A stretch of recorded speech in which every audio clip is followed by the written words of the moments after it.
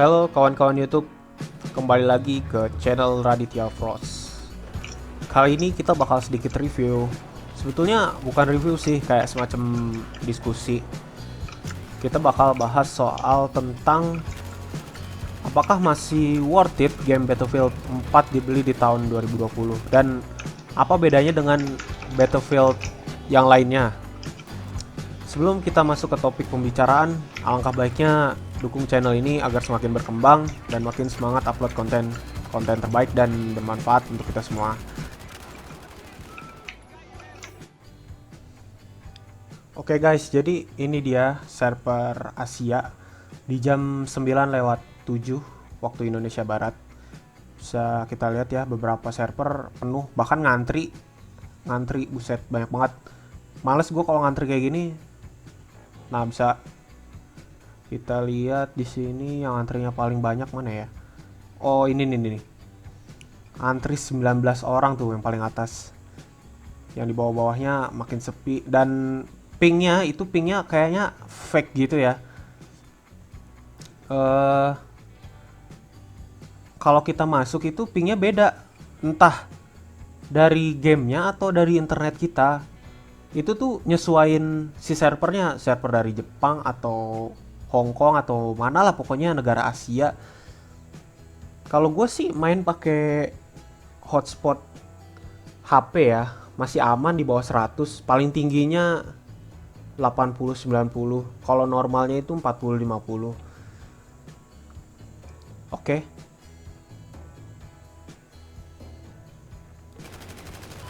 Kadang suka lihat di grup Battlefield Indonesia di Facebook atau di forum-forum lain, orang nanya gitu kan, Gan masih worth it gak beli BF4? Atau enggak, Gan murah gak harga segini soalnya lagi diskon? Gan beli standar atau deluxe?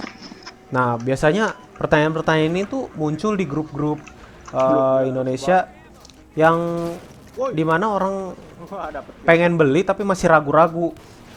Nah, buat gua kan kalau udah main tahu gitu ya situasi game ini kayak apa, terus mainnya gimana, player-playernya gimana, situasi di game itu sama nggak sih sama kayak game-game lokal kayak misalnya Point Blank atau CF ya, yang game-game lama tapi kayak udah ditinggalin gitu. Nah, khusus Battlefield ini game lama yang rilisnya tahun berapa ya, gue lupa. Ntar gue cek di Google. Itu tuh menurut gue cukup hidup banget gamenya, karena game lama selama itu masih disetiain sama playernya. Bahkan waktu itu kalau nggak salah sih gue dapet semua DLC itu gratis dari EA. Jadi jangan berpikiran wah EA nih apa-apa DLC ya, itu kan cara dia nyari uang bro, jadi sah-sah aja. Cuma memang sih rada jengkel kalau apa-apa ini bayar, itu bayar, dan kelihatannya kayak pay to win gitu. Cuma sebetulnya enggak. Kalau menurut gue Battlefield 4 itu bukan pay to win, jadi green to win. Jadi kalau misalkan lu udah grinding lama di Battlefield 4, itu banyak yang lu dapetin kayak semacam kekeran, laser atau silencer atau barrel atau skin. Kalau skin nggak penting lah menurut gua, cuma fitur tambahan aja menurut gua. Dan buat kalian yang nanya worth it nggak sih beli Battlefield 4 untuk sekarang, atau worth it-nya beli yang standar atau deluxe? Oke, di sini gua bakal jawab keduanya ya. Waktu dulu gua beli standar, gue pikir enakan standar gitu kan, nikmatin aja grindingnya gitu, biarin juga cacat lawan orang yang udah pro gitu. Dulu pas gue level 1 di Battlefield 4 itu gue lawan orang-orang pro yang gak ngotak, udah aimnya jago, terus item-itemnya lengkap ya. Dulu aja Battlefield tuh kan kalau biasa kita kan main jadi pertama ya pasti assault, jadi reviver kayak medic gitu ya, bawa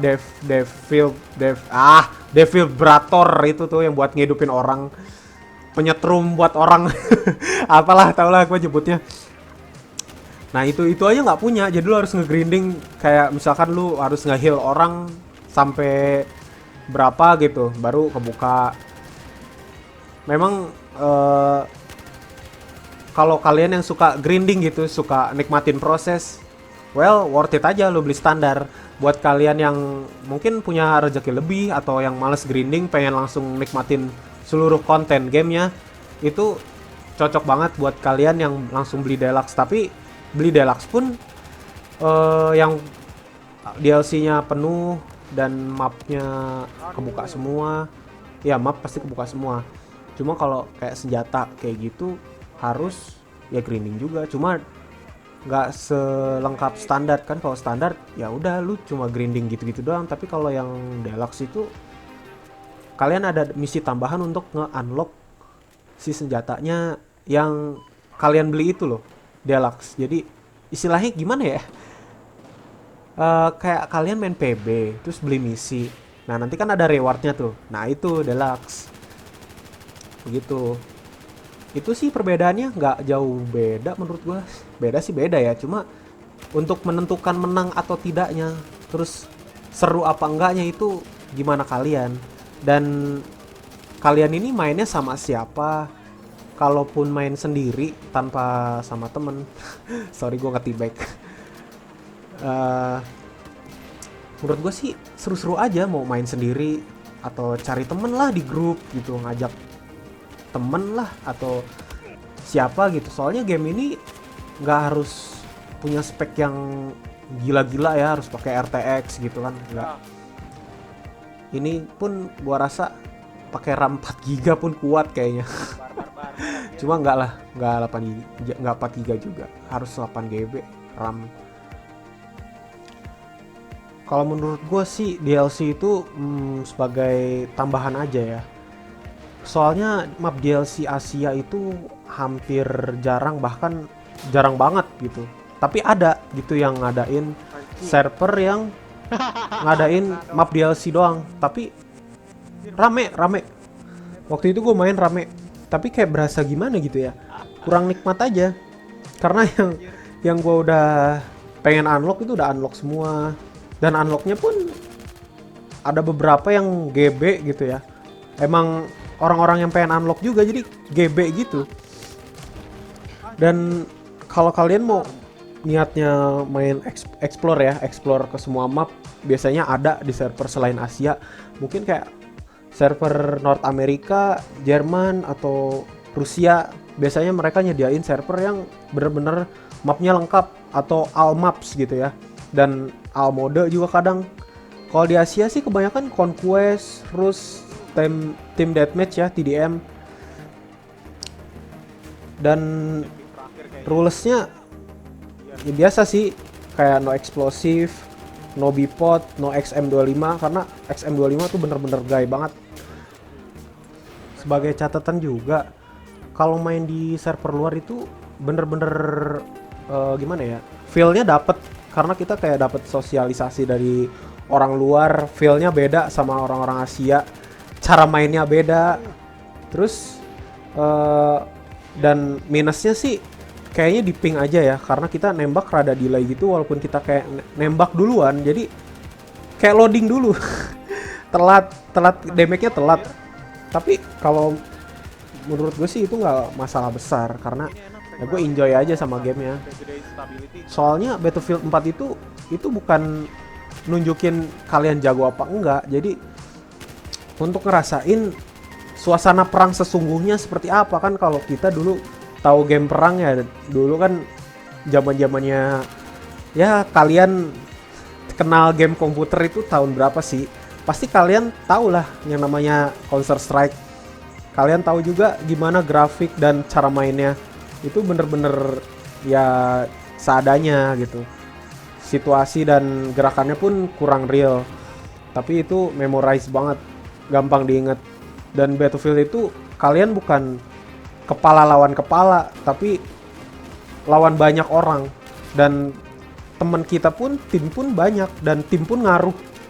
Jadi untuk menang itu bukan hanya dari diri kita aja, tapi dari ngebantu temen, Dan gimana temen juga gitu, kalau temennya nge-troll atau niat nggak niat mainnya, ataupun ada cheater. Tapi cheater jarang banget di Battlefield 4 sekarang semenjak adminnya aktif, dan itu tuh langsung di banned pada waktu itu juga, dan nggak ada toleransi, banned selamanya banned.